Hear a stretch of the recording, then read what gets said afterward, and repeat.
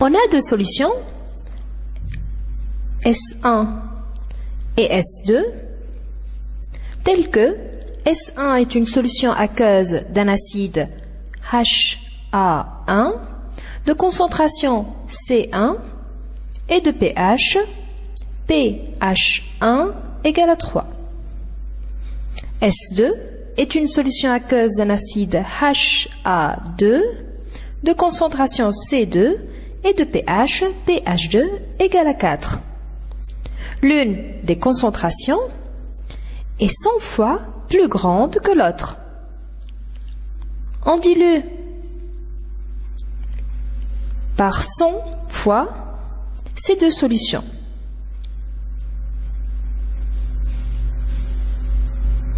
Et on mesure de nouveau leur pH. On trouve pH'1 égale à pH'2 égale à 5. On se propose tout d'abord de donner l'expression du pH d'une solution aqueuse d'acide fort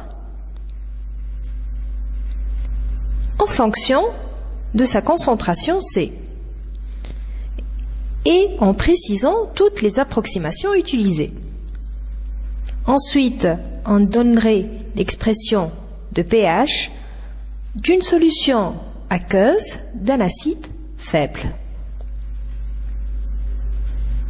en fonction de sa concentration C et de son pKa, en donnant aussi toutes les approximations utilisées.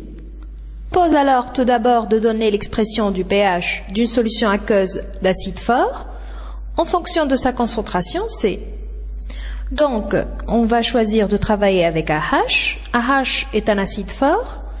Il se dissout dans l'eau par la réaction dont l'équation est la suivante. AH plus H2O nous donne A- plus H3O+.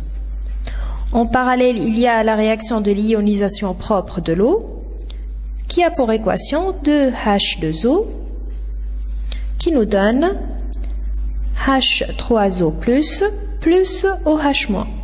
Mais on néglige les ions issus de l'ionisation propre de l'eau devant les ions qui sont issus de l'ionisation de AH. Donc, la concentration de H3O+, va être égale à la concentration C, donc la concentration initiale de AH. Comme AH est un acide fort, il s'est ionisé totalement dans l'eau, donc la concentration la concentration initiale de AH et la concentration à l'équilibre de H3O+. Mais comme on sait, H3O+, s'écrit sous forme de 10 à la puissance moins pH. On peut appliquer le log aux deux parties de l'égalité. Donc, moins log de C va être égal à moins log de 10 à la puissance moins pH. Et là, je vous conseille vivement de revoir la vidéo des classifications des bases dans le chapitre précédent, où il y a un rappel des formules les plus utiles du log. Donc, après calcul, on va trouver que pH est égal à moins log de C. Voilà l'expression de notre pH en fonction de la concentration C. On se propose maintenant de donner l'expression de pH d'une solution aqueuse d'acide faible en fonction de sa concentration C et de son pKa. Pour cela, on va choisir de travailler avec BH. BH, c'est notre acide faible. Il va se dissoudre dans de l'eau pour donner du B- plus H3O+. Donc, voilà l'équation de la réaction de la dissolution de BH dans l'eau. Elle s'accompagne de la réaction d'ionisation propre de l'eau qui donne à partir de 2H2O du H3O+, plus de l'OH-. La constante d'acidité de cette réaction est égale à B-, la concentration de B- fois la concentration de H3O+, sur la concentration de BH. La neutralité électrique nous donne H3O+, concentration de H3O+, est égale à la concentration de B- plus la concentration de OH-. On a un pH inférieur à 6. Cela veut dire que OH-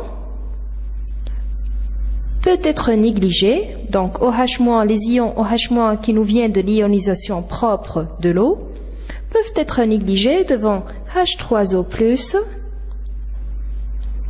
qui nous viennent de l'ionisation de BH. Ce qui signifie que H3O+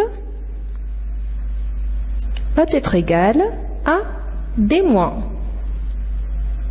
Voilà notre premier résultat.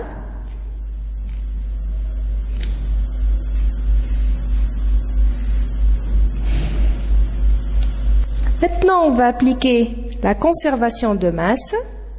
Elle nous donne C égale à B- plus BH. On sait que BH est un acide faible, donc il s'ionise faiblement dans l'eau. B- est négligeable devant C. On va alors avoir, donc on va écrire que BH c'est faiblement ionisé.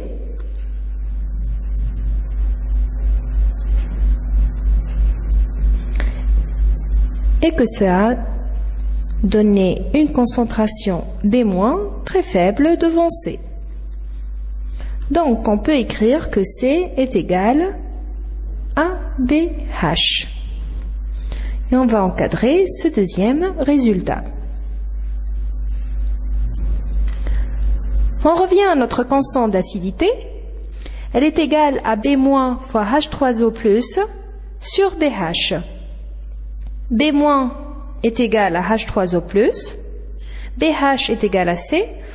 On peut alors écrire que Ka est égal à H3O+ au carré sur C. Voilà notre constante d'acidité qui va nous permettre d'écrire pKa.